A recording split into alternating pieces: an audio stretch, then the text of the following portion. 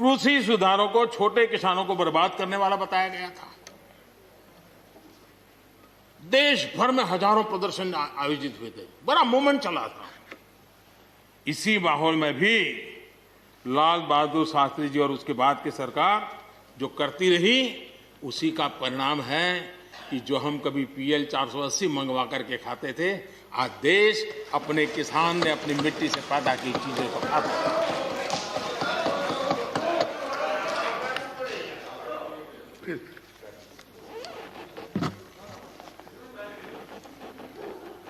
Record उत्पादन के बावजूद भी हमारे कृषि क्षेत्र में समस्याएं हैं। कोई ये तो मना नहीं कर सकता है समस्याएं नहीं है, लेकिन समस्याओं का समाधान हम सबको मिलकर के करना होगा। और मैं मानता हूं कि अब समय ज्यादा इंतजार नहीं करेगा। हमारे राम गोपाल जी ने बहुत ही अच्छी बात कही कि उन्होंने कहा कि कोरोना लॉकडाउन में भी हमारे किसानों ने रिकॉर्ड उत्पादन किया।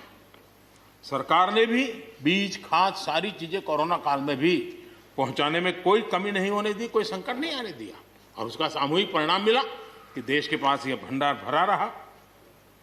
उपज की रिकॉर्ड खरीदी भी इस कोरोना काल में ही हुई। तो मैं समझता हूं कि हमने नए नए उपाय खोज करके आगे बढ़ना होगा। और जैसा मैंने कहा, कोई भी हम कई कानून है, हर कानून में 2 साल 5 साल के बाद, कभी 2 महीने 2-3 महीने के बाद सुधार करते ही करते हैं। हम कोई स्टैटिक अवस्था में जीने वाले लोग थोड़े हैं जी।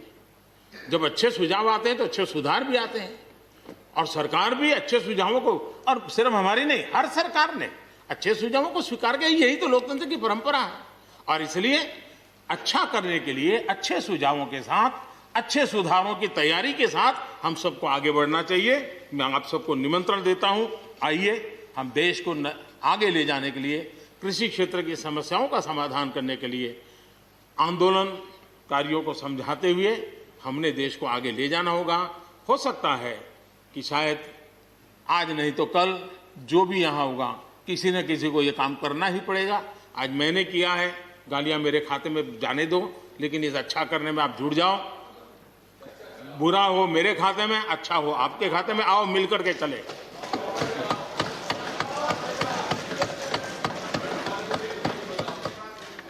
और मैं लगातार, हमारे कृषि मंत्री जी लगातार किसानों से बातचीत कर रहे हैं, लगातार मीटिंगें हो रही हैं, और अभी तक कोई तनाव पैदा नहीं हुआ है। एक दूसरे की बात को समझने का, समझाने का प्रयास चल रहा है। और हम लगातार आंदोलन से जुड़े लोगों से प्रार्थना करते हैं कि आप आंदोलन करना आपका हक है, लेकिन इस प्रकार से बुजुर्ग लोग वहाँ बैठे, ये ठीक नहीं है। आप उनको सबको ले जाइए, आप आंदोलन को खत्म कीजिए। आगे बढ़ने के लिए मिल बैठ करके चर्चा करेंगे, रास्ता खुले है। ये सब हमने कहा है। मैं आज भी इस सदन से माध्यम से भी निमंत्रण देता हूं। आदरणीय सभापति जी, ये बात निश्चित है, हमारी खेती को खुशहाल बनाने के लिए फैसले लेने का ये समय है। इस समय को हमने गंवा नहीं देना चाहिए। हमें आगे बढ़ना चाहिए, देश को पीछे नहीं ले जाना चाहिए। पक्ष हो, विपक्ष हो, आंदोलनरत साथी हो, इन सुधारों को हमने मौका देना चाहिए और एक बार देखना चाहिए कि इस परिवर्तन से हमें लाभ होता है कि नहीं होता है। कोई कमी हो तो उसको ठीक करेंगे, और कहीं ढिलाई है तो उसको कसेंगे। ऐसा तो है नहीं कि सब दरवाजे बंद कर दिए बस। और इसलिए मैं कहता हूं, मैं विश्वास दिलाता हूं कि मंडियां अधिक आधुनिक बने, अधिक प्रतिस्पर्धी होगी। इस बार बजट में भी उसके लिए हमने प्रावधान किया है। इतना ही नहीं, एमएसपी है, एमएसपी था, एमएसपी रहेगा। इस सदन की पवित्रता समझे हम। जिन 80 करोड़ से अधिक लोगों को सस्ते में राशन दिया जाता है, वो भी कंटिन्यू रहेगा। इसलिए मेहरबानी करके भ्रम फैलाने के काम में हम न जुड़े, क्योंकि हमको देश ने एक विशिष्ट जिम्मेवारी दी है।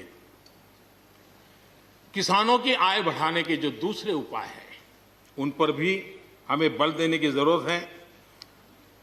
आबादी बढ़ रही है, परिवार के अंदर सदस्यों की संख्या बढ़ रही है, जमीन के टुकड़े छोटे होते जा रहे हैं। ऐसी स्थिति में हमें कुछ न कुछ ऐसा करना ही होगा ताकि किसानी पर बोझ कम हो और हमारे किसान के परिवार के लोग भी रोजी रोटी कमाने के लिए उनके लिए हम और अवसर उपलब्ध करा सकें।